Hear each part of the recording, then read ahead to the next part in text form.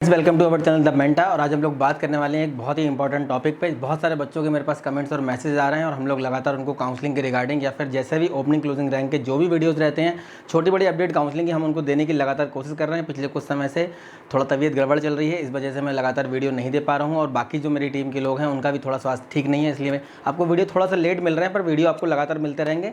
आज मैं काउंसलिंग या फिर किसी कॉलेज रिव्यू या फिर कोई ओपनिंग क्लोजिंग रैंक पर बात नहीं करने वाला हूँ। आज मैं बात करने वाला हूँ एक बहुत बड़ी समस्या है देश के अंदर, जिससे पूरा देश या देश के जितने भी स्टूडेंट हैं, वो पेरेंट्स प्लस जितना भी जो भी अर्थव्यवस्था है पूरी गड़बड़ा गई है और उसमें बहुत सारी समस्याएं और नई क्रिएट हो गई हैं। एजुकेशन सिस्टम की आज हम लोग बात करेंगे कि कोरोना वायरस का जो ये लॉकडाउन हुआ था, कोरोना वायरस की वजह से जो लॉकडाउन हुआ था, उसका एजुकेशन सिस्टम पे क्या इम्पैक्ट पड़ा। तो आज हम लोग बात करने वाले हैं। बहुत सारे न्यूज़ चैनल्स न्यूज़ दिखाते रहते हैं, बहुत सारी चीज़ें दिखाई जा रही हैं कि कितनी डेथ हो रही है कोरोना से, कितने सारे जो हैं ग्राफ बढ़ रहे हैं कोरोना में। पिछले साल कोरोना का जो इम्पैक्ट था वो काफ़ी इतना ज़्यादा नहीं था। पिछले साल जो कोरोना के कारण जो भी मौतें हुई थी वो लगभग 98,000 के आसपास एक्सट्रीम लिमिट तक मैक्सिमम था ये, लेकिन इस बार पिछले इसी महीने में लगभग 2.5 लाख से ऊपर से ज़्यादा डेथ हो चुकी हैं और बहुत ही ज़्यादा खराब माहौल देश के अंदर बना। ऐसे में लगातार जो एग्जाम पोस्टपोन्ड हो रहे हैं, कैंसिल हो रहे हैं, तो बहुत सारे बच्चे मुझसे कमेंट कर रहे थे, मैसेज कर रहे थे कि सर क्या कोरोना की वजह से एग्जाम सब कैंसिल कर दिए जाएंगे, क्या बोर्ड एग्जाम अब नहीं होंगे, क्या 12th। मैंने बोर्ड एग्जाम पे भी एक वीडियो आपको, जिस दिन ये एग्जाम कैंसिल हुआ था मैंने बोर्ड एग्जाम पे आपको एक वीडियो दिया था। तो आज हम लोग बात करने वाले हैं एक बहुत ही इंपॉर्टेंट टॉपिक पे, जिसकी जनरली कोई बात नहीं करना चाहता, लेकिन मैं आपको अंदर की चीज़ें बताना चाहता हूँ कि कौन सी ऐसी चीज़ें हैं। जैसा कि आप देख रहे होंगे डिस्प्ले पे लिखा हुआ है कि कितना एजुकेशन कितनी कारगर साबित हुई है पिछले एक साल में। इम्पैक्ट ऑफ कोविड-19 on education system in India. कोविड-19 का जो इम्पैक्ट पड़ा है वो बहुत सारे सेक्टर्स पे पड़ा है। पूरा देश की अर्थव्यवस्था चरमरा गई है एकदम, और बहुत सारे सेक्टर जो हैं बंद हो गए हैं, बहुत सारे बिजनेस बंद हो गए हैं, कोचिंग इंडस्ट्री पूरी तरीके से ठप है, स्कूल कॉलेज सब कुछ बंद पड़ा हुआ है। जैसे तैसे पिछले साल सितंबर के महीने में एग्जाम करवा दिए गए थे, लेकिन इस बार पिछले साल बोर्ड एग्जाम हो भी गए थे और कुछ बोर्ड एग्जाम जो बचे थे उनको या तो बच्चों को प्रमोट कर दिया गया था या फिर दूसरा शेड्यूल एग्जाम का शेड्यूल बना के उसको करवा दिया गया था बाद में। लेकिन इस बार 10th के बोर्ड एग्जाम को पूरी तरीके से कैंसिल कर दिया गया है। 12th के बोर्ड एग्जाम जो होंगे वो आपका उस एक महीने के बाद उसकी नई डेट आपको देखने को मिलेगी। चलिए हम बात करते हैं कि कोविड का जो 19 का जो इम्पैक्ट पड़ा एजुकेशन सिस्टम पे वो क्या पड़ा है, और क्या जो ऑनलाइन एजुकेशन सिस्टम पिछले एक साल से इंडिया के अंदर चल रहा है वो कितना कारगर साबित हुआ है और किन किन लोगों को उसका बेनिफिट मिल रहा है, कौन कौन लोग उसके एडवांटेज को ले पा रहे हैं और कौन से ऐसे बच्चे हैं, किस क्षेत्र के बच्चे हैं जो ऑनलाइन एजुकेशन को मतलब सही से कवर नहीं कर पा रहे हैं, उसको सही से उन तक उसकी सुविधा। 2020 में जब लॉकडाउन लगा तो दुनिया भर के एक्सपर्ट ने ये दावा किया था कि आने वाले 2 साल के अंदर $1.5 ट्रिलियन का इंपैक्ट पड़ेगा इंडस्ट्री के ऊपर। जो भी इकोनॉमी की व्यवस्था को इंपैक्ट पड़ने वाला है, $1.5 ट्रिलियन का इंपैक्ट पड़ने वाला है। और दुनिया भर के लगभग 34 मिलियन से ज़्यादा लोग एक्सट्रीम पॉवर्टी मतलब कि भारी दरिद्रता के नीचे सूची में चले जाएंगे, मतलब बहुत ज़्यादा गरीबी की हालत में वो चले जाएंगे। और दूसरी चीज़, सबसे ज़्यादा जो इफेक्ट पड़ा है, सबसे ज़्यादा जो इम्पैक्ट पड़ा है वो एजुकेशन सिस्टम को पड़ा है और इसका साफ साफ प्रभाव आप देख सकते हैं आज की डेट में। जितने भी स्टूडेंट हैं, जितने भी पेरेंट्स हैं, जितने भी ऐसे टीचर्स हैं जो इस वीडियो को सब्सक्राइब करें, अगर नहीं किया तो उसको सब्सक्राइब करें, लाइक करें और वीडियो को फॉरवर्ड जरूर करें और बेल आइकन जरूर दबाएं, जिससे कि आने वाले वीडियोज़ आपको मिलते रहें।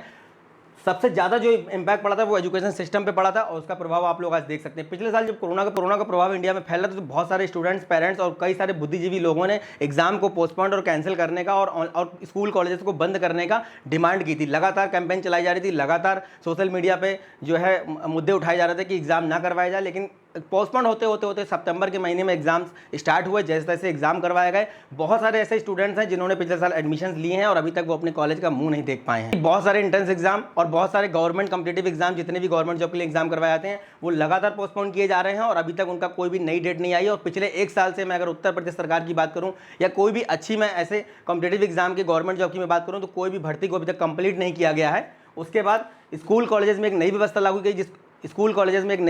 की गई, जिसको हम लोग ऑनलाइन क्लासेस या ऑनलाइन एजुकेशन सिस्टम के नाम से जानते हैं। अब हम लोग जानते हैं कि क्या ऑनलाइन सिस्टम कितना कारगर है, किन किन बच्चों को उसका बेनिफिट मिल पा रहा है और कहाँ तक ऐसे कौन से बच्चे हैं जिनको उसका बेनिफिट नहीं मिल पा रहा है। नतीजा ये हुआ कि इन सबका क्या माहौल है, कितना इम्पैक्ट पड़ा है, कितने माहौल में सुधार हुआ है। पिछले एक साल से स्कूल कॉलेज कोचिंग सब बंद है, क्या उसके बाद माहौल में कुछ सुधार हुआ है? अगर किसी को ऐसा लगता है कि पिछले एक साल में हालात बेहतर हुए हैं, सुधार हुआ है, तो वो मुझे कमेंट में बताए।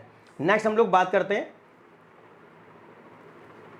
सितंबर के महीने में एंट्रेंस एग्जाम करवाने शुरू किए गए।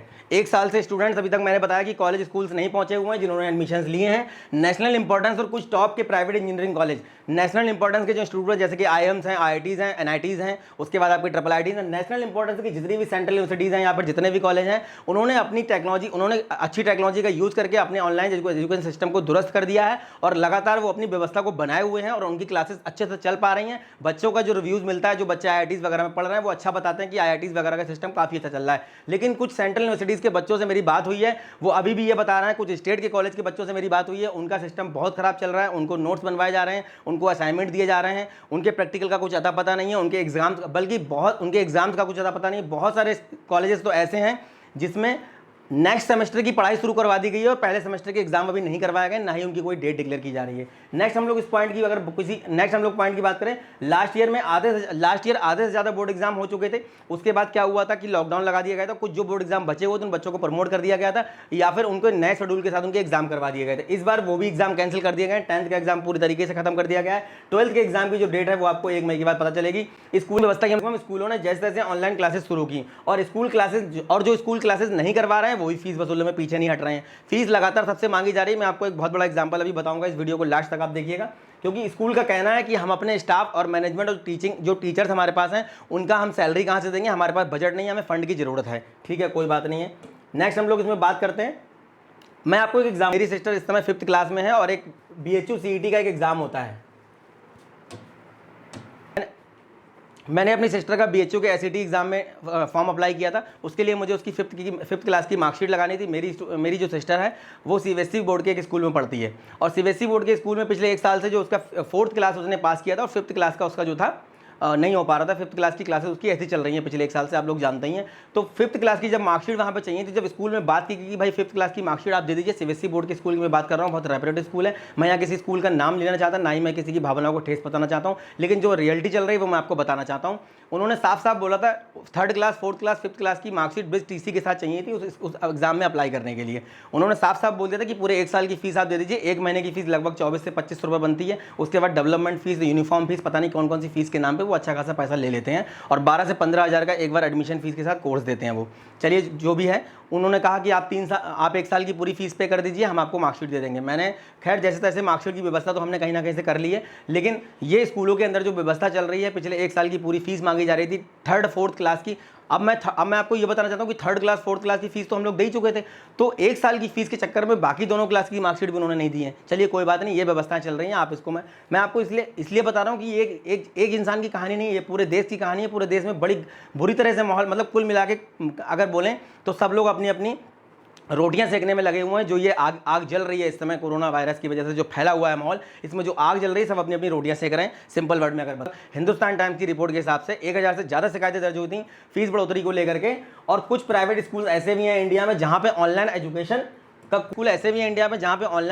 कोई भी अरेंजमेंट नहीं किया गया है, लेकिन फिर भी फीस वसूलने में वो पीछे नहीं हट रहे हैं। फीस लगातार वहाँ पे वसूली जा रही है। नेक्स्ट मैं आपसे एक बात और बोलना चाहता हूँ, जो भी इस वीडियो को देख रहा है, अगर आपके आसपास के किसी भी स्कूल में डिजिटल क्लासरूम बने हुए हैं, अगर उनके पास इंटरेक्टिव पैनल लगे हुए हैं, अगर वो प्रॉपर ऑनलाइन एजुकेशन सिस्टम को दुरुस्त बना के रखे हुए हैं, तो आप कमेंट बॉक्स में मुझे जरूर बताएं। स्कूल ऐसे हैं जहाँ पे 1 साल से ऑनलाइन क्लासेस चल रही हैं, बच्चे स्कूल नहीं जा रहे हैं, डेवलपमेंट फीस के नाम पे एक फीस वसूलते हैं ये लोग, वो फीस भी लगातार ली जा रही है, लगातार फीस भी बच्चों से वसूली जा रही है, फीस में कोई भी कटौती नहीं की जा रही है।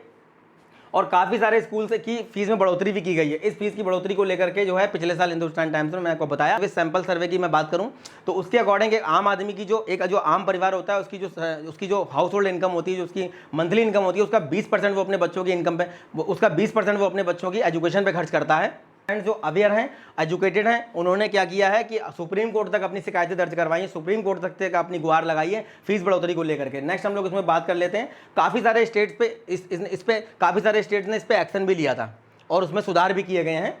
20 करोड़ का पैकेज बनाया गया था। एक इंपॉर्टेंट बात मैं आपको बताना चाहता हूँ, 20 करोड़ का एक पैकेज बनाया गया था पिछले साल। वो पैकेज कहाँ गया? और 3100 करोड़ रुपए का जो फंड पीएम केयर में गया था, क्या उसका कुछ भी हिस्सा इन सारी व्यवस्थाओं पे नहीं? जून 2020 यूनेस्को के डेटा के हिसाब से 114 देशों के स्कूल और कॉलेजेस को बंद किया गया था, जिसमें 1 बिलियन से ज़्यादा स्टूडेंट्स पे इसका इंपैक्ट पड़ा था। 1 बिलियन से ज़्यादा स्टूडेंट बच्चों पे इसका इंपैक्ट पड़ा था। कोरोना के में कुछ सेलेक्टेड कंट्रीज ही हैं जहाँ पे स्कूल कॉलेज बंद नहीं किए गए थे। हमें 32 करोड़ से ज़्यादा बच्चे इफेक्ट हुए थे इससे।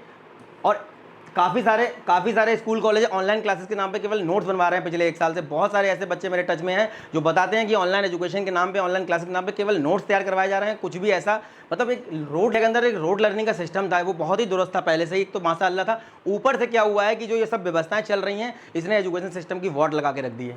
नेक्स्ट हम लोग इसमें बात करते हैं, ऑनलाइन क्लासेस एक बहुत अच्छा कॉन्सेप्ट है। ऑनलाइन क्लासेस एक बहुत अच्छा कॉन्सेप्ट है, लेकिन रूरल एरियाज़ में जहाँ पे लाइट की व्यवस्था नहीं है, जहाँ पे इंटरनेट की व्यवस्था नहीं, बहुत सारे रूरल के ऐसे एरियाज़ हैं जहाँ पे लाइट ठीक से नहीं आ रही है, मोबाइल के नेटवर्क ठीक से नहीं आ रहे हैं, और उनके पास मैक्सिमम अगर हम लोग डेटा की बात करें तो लगभग आप ये मान करके चलिए कि 40%, 2 स्टेट ऐसे हैं इंडिया में जहाँ पे 40% लोग इंटरनेट और डेटा का यूज़ कर रहे हैं। बाकी के जितने भी स्टेट हैं वहाँ पे 10 से 20% ये रेशियो है जहाँ पे इंटरनेट अवेलेबल है और अच्छे से यूज़ किया जा रहा है। इसमें हम लोग बात कर लेते हैं कि लाइट की व्यवस्था तो आप लोग जानते हैं कि राम भरोसे है हिंदुस्तान के मैक्सिमम स्टेट्स की। उसके बाद हम लोग बात करते हैं अकॉर्डिंग टू हुई थी, उसके हिसाब से इंडिया के अंदर 6,49,481 गाँव हैं। यूपी की अगर बात करें तो 75 डिस्ट्रिक्ट है, 915 अर्बन बॉडीज़ हैं, 3135 न्याय पंचायत है। अब एक पिछले साल वेब सीरीज़ आई थी जिसमें पंचायत वेब सीरीज़ थी, जिसमें आपके जीतू भैया ने काम किया था अपने। उस वेब सीरीज़ में दिखाया गया था कि जो पंचायतें होती हैं, मतलब पंचायत सचिव, उनको दिखाया गया पंचायत में लाइट की कितनी अच्छी व्यवस्था होती है, आपको वहाँ से पता चल जाएगा। तो आप समझ जाइए कि 8135 पंचायत हैं और कितनी अच्छी व्यवस्था वहाँ पर लाइट की होगी। 13 म्यूनसिपल कॉर्पोरेशन हैं, 226 जो हैं वो आपकी म्यूनसिपल बोर्ड हैं, और 59,163 ग्राम सभा हैं, और उसके बाद जो आपके 97,941 जो है वो पॉपुलेटेड विलेज है, मतलब कि गांव है। नेक्स्ट हम लोग बात करें, मतलब भारी दरिद्रता की सूची में जाने के बाद क्या लोगों के लिए ये मुश्किल नहीं होगा दोबारा ये सब शुरू करना? अगर हम लोग नेक्स्ट पॉइंट की इसमें बात करें, रूरल के साथ साथ अगर हम अर्बन सिटीज़ की बात करें तो मैक्सिमम जो पॉपुलेशन है वो डेली की ज़रूरतें और रोज़मर्रा की ज़िंदगी को जीने के लिए अपनी जो रोज़ की कमाई के जरिए उन पर निर्भर करते हैं। उनके पास कोई ठोस और ऐसा कोई स्थायी जरिया नहीं है पैसा कमाने का, वो डेली की ज़रूरतों पर निर्भर है। अभी ऐसे में ये जो लॉकडाउन लगाया गया था पिछले साल इतने महीने का, और अभी जो 2 दिन का लॉकडाउन लगाया जा रहा है, ऐसे में पिछले साल से पूरी अर्थव्यवस्था डामाडोल हो रखी है, और जो डेली की ज़रूरतों वाले काम है वो लोगों ने रोक रखे हैं। ऐसे में इन लोगों को ना तो काम मिल रहा है, ना इनके कमाई, और इनके कमाई के सारे ये बंद हो चुके हैं। ऐसे में इनके लिए दोबारा ये सब चीज़ें शुरू करना, अगर साल 2 साल में व्यवस्था सुधर भी गई, स्कूल कॉलेज खुल भी गए, तो क्या ये लोग अपने बच्चों को दोबारा स्कूल भेज पाएंगे? इनके अंदर वो हिम्मत आ पाएगी? ऐसे में होगा क्या? काफ़ी सारे स्टूडेंट ऐसे हैं जिनके पास नेट का रिचार्ज कराने तक के पैसे नहीं है। ऐसे में क्या टेलीकॉम कंपनियों ने जो स्टार्टिंग में बहुत सारे डेटा को फ्री दिया था, मैं किसी का नाम नहीं ले रहा यहाँ पे, लेकिन फिर भी टेलीकॉम कंपनियों ने बड़े बड़े लॉलीपॉप दिए थे, 1-1 साल तक के लिए डेटा फ्री दिया। क्या ये पिछले 1 साल से जो माहौल चल रहा है, ऐसे में डेटा की जरूरत है स्टूडेंट को, क्या टेलीकॉम कंपनियां ऐसे में डेटा फ्री नहीं कर सकती हैं? या फ्री ना करें, कम से कम स्टूडेंट्स के लिए कोई नया पैकेज निकाल दें, स्टूडेंट के लिए कोई कंसेशन कर दे इसमें? ऐसा हो सकता है ना?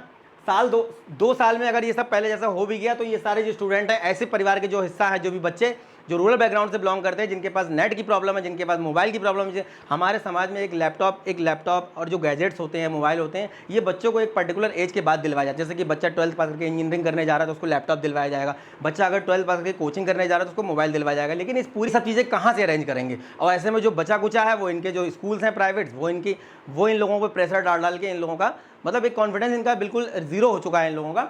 नेक्स्ट हम लोग अगर बात करें साल 2017-18 के अगर हम डेटा की बात करें, तो जितने भी हिसाब से अगर हम लोग बात करें तो रूरल एरिया के लगभग 50% से 60% बच्चे जो हैं, मैक्सिमम बच्चा जो है वो अपना स्कूल ड्रॉप कर देता है, मतलब बीच में ही पढ़ाई छोड़ देता है। रीज़न क्या है? इकोनॉमिक वर्ग। उसके बाद हम लोग बात करें एवरेज मिडिल क्लास, फिर से ये शुरू कर भी देगा, जो एवरेज मिडिल क्लास है वो ये फिर से शुरू भी कर भी देगा। लेकिन ऐसे में जो ये इस परिवार का हिस्सा है स्टूडेंट, वो ये दोबारा शुरू नहीं कर पाएंगे, और वो हिस्सा बनेंगे केवल चाइल्ड लेबर का। और फिर बाद में जो 14 नवंबर को बाल दिवस होता है, या फिर जो बड़ी बड़ी कैंपेनिंग चलती हैं सोशल मीडिया पे, वो लोग अपनी अपनी पोस्ट डालेंगे स्टॉप चाइल्ड लेबर, और स्टॉप चाइल्ड लेबर की पोस्ट डालने से सब खत्म नहीं होगा। इस पर विचार करना होगा गवर्नमेंट को भी और हम सारे लोगों को मिलकर भी। पिछले 1 साल से कोचिंग की व्यवस्थाएं बिल्कुल ध्वस्त हो चुकी हैं, पिछले 1 साल से स्कूल कॉलेज सब बंद हैं।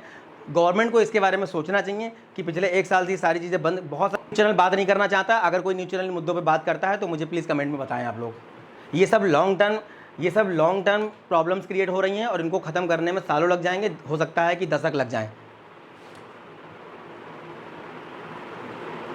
सिस्टम का कोई शेड्यूल नहीं है, कभी एग्ज़ाम करवा दिए जाते हैं, कभी बोर्ड वाले बच्चों को स्कूल बुलाया जाता है, कभी प्रैक्टिकल चालू कर दिए गए, कभी फरवरी के महीने में, कभी ऑनलाइन क्लासेस चल रही हैं, कभी उनके बीच बीच में क्या होता है कि एग्जाम पोस्टपोन कर दिए जाते हैं, एग्जाम कभी कभी कैंसिल कर दिए जाते हैं। हिंदुस्तान के अंदर जो बच्चों का एक बड़ा कुनबा है, मतलब हिंदुस्तान के जो बच्चों का एक बड़ा तबका है, वो बच्चे अपने मतलब एक टाइम टेबल और शेड्यूल के हिसाब से काम करते हैं। मतलब उनको एक कमांड देंगे आप, मतलब स्कूल में ऐसा टाइम टेबल आया तो बच्चे तेजी तेजी से पढ़ाई शुरू कर देते हैं। स्कूल का बोर्ड एग्जाम की अगर मान लीजिए अखबार में डेट शीट आ गई तो बच्चे अपनी प्रिपरेशन स्टार्ट कर देते हैं। टीचर्स, पेरेंट्स और बच्चे पूरी तरीके से डिपेंड है एजुकेशन सिस्टम के ऊपर। अब एजुकेशन सिस्टम का ही अपनी ही व्यवस्था डावाडोल हो रखी है, वो कुछ डिसाइड ही नहीं कर पा रहे हैं, कुछ भी तय नहीं है, कभी भी बोर्ड एग्जाम खत्म कर दिए जाते हैं। सोशल डिस्टेंसिंग का जो एक वर्ड ये मार्केट में निकल के पिछले एक साल से सोशल डिस्टेंसिंग का जो नारा चल रहा है, क्योंकि फिजिकल एक्टिविटी पूरी तरीके से खत्म हो गई है, बच्चे बाहर नहीं निकल पा रहे हैं, बच्चे आउटडोर गेम्स नहीं खेल पा रहे हैं।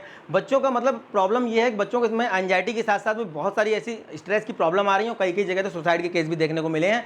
ऐसे में पूरी व्यवस्था को देखते हुए अगर मैं कुल मिला के स्टूडेंट के इंटरेस्ट, उनकी सोशल और इमोशनल जो भी बॉन्डिंग है उस पर कोई बात नहीं कर, नेगेटिव इम्पैक्ट को ध्यान में रखते हुए कई सारी कंट्रीज ने स्कूल को रीओपन किया, जैसे कि डेनमार्क कंट्री ने रीओपन किया स्कूल को। इंडिया की गवर्नमेंट को भी सोचना चाहिए कि स्कूल को अगर किसी भी तरीके से पिछले एक साल में अगर वो व्यवस्थाएं नहीं बना पाए तो प्लीज़ अपनी व्यवस्थाओं को आप दुरुस्त कर लीजिए और किसी तरीके से एजुकेशन सिस्टम को फिर से ये लाइन पे ले आइए, वरना बहुत बड़ी समस्याएं खड़ी हो जाएंगी।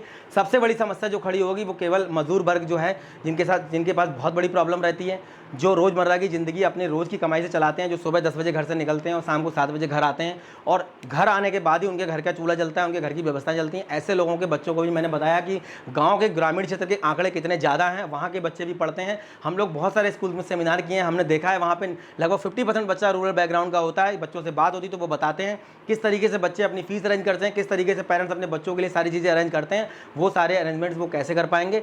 ये वीडियो का बनाने का माध्यम मेरा, इस वीडियो को बनाने का मोटिव मेरा केवल यही था कि जो सब समस्याएं चल रही हैं, इन समस्याओं को आप लोग जानें। और इस वीडियो को अगर आप पसंद कर रहे हैं तो उसको, अगर ये वीडियो आपको अच्छा लग रहा है, इसको लाइक करें, चैनल को सब्सक्राइब करें, इस वीडियो को फॉरवर्ड जरूर करें। और इसी तरीके से हम छोटी बड़ी अपडेट के साथ आपके साथ जुड़े रहेंगे। हमारे चैनल को सब्सक्राइब जरूर करें और वीडियो को देखने के लिए बहुत बहुत धन्यवाद। Thank you very much. Next video में मिलेंगे किसी नए टॉपिक के साथ। Thank you very much.